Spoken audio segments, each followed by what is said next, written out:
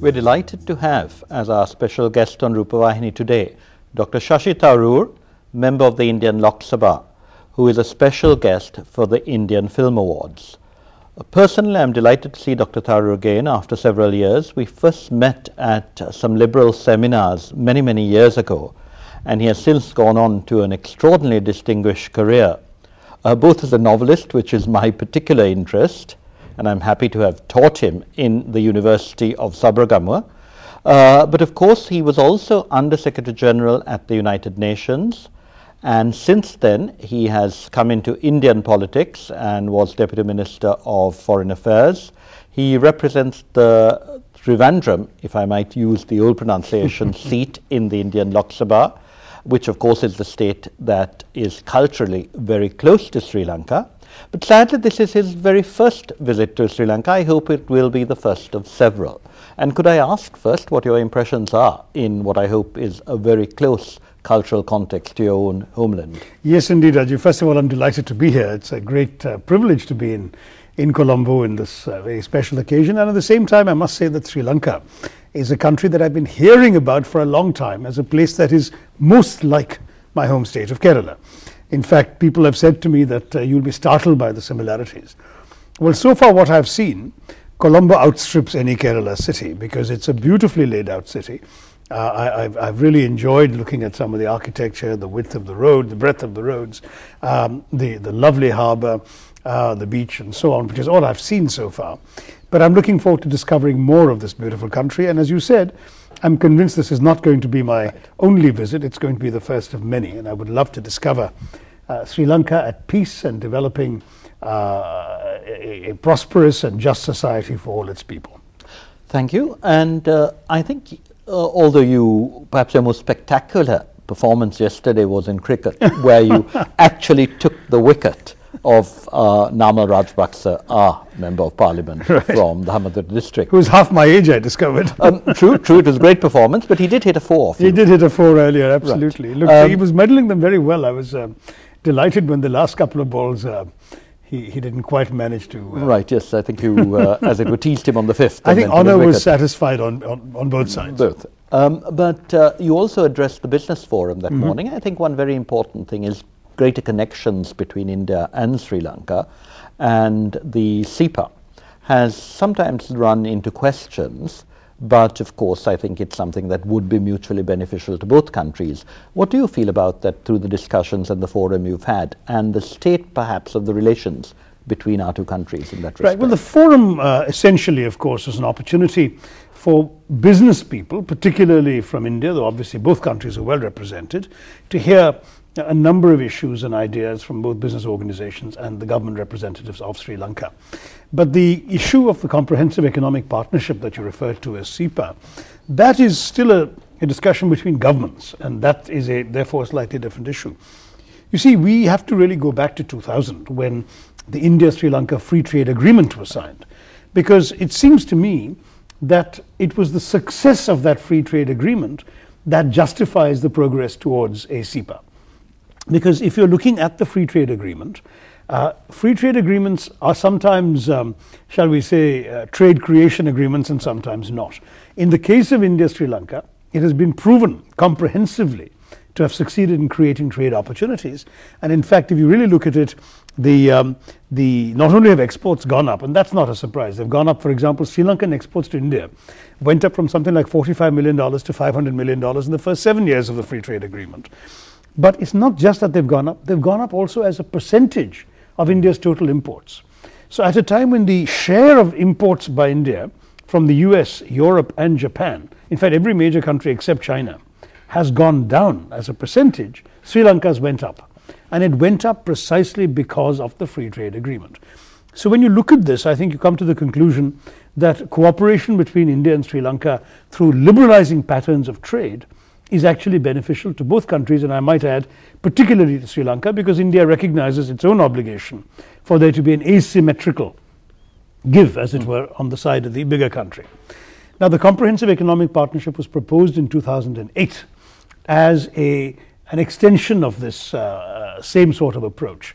How can we try and help Sri Lanka's growth through a relationship that facilitates interaction, trade, commerce, investment, and so on.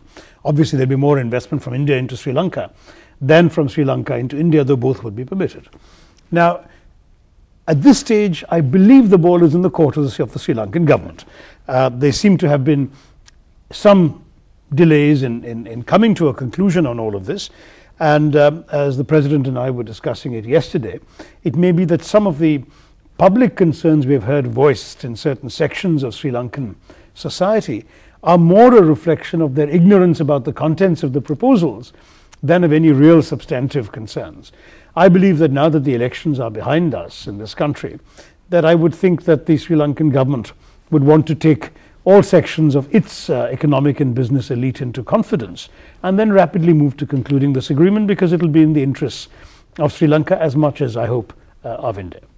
Yes, I think I myself had heard a couple of years back, I'm not an economist, I'm not an expert in these areas at all, but there was some concern voiced by some of the business people that they hadn't actually heard a lot of the details of this at the time.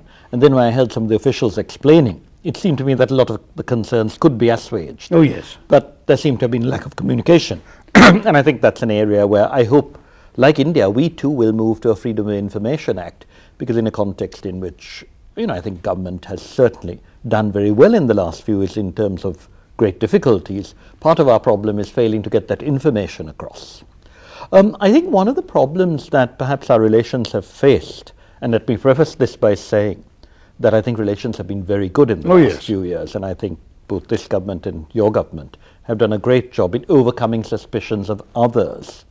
Part of the problem, I think, lay in what went wrong in the 80s. And I myself, I'm slightly unpopular in Sri Lanka saying this, I think a lot of it was the fault of the then government, which tried to get involved in a Cold War.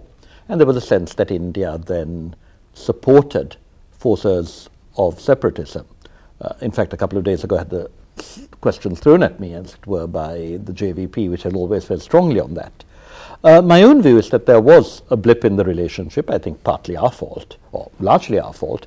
But I think after 1987 and the Indo-Lankan Accord, there has in a sense been unity of purpose, i.e. there is a commitment towards pluralism, and I think our government believes in that very strongly, but of course it was against terrorism. Do you feel from some of the reactions to the film festival in India that that message that we are basically working together for the commonality of our people has not got across in India as well as it should?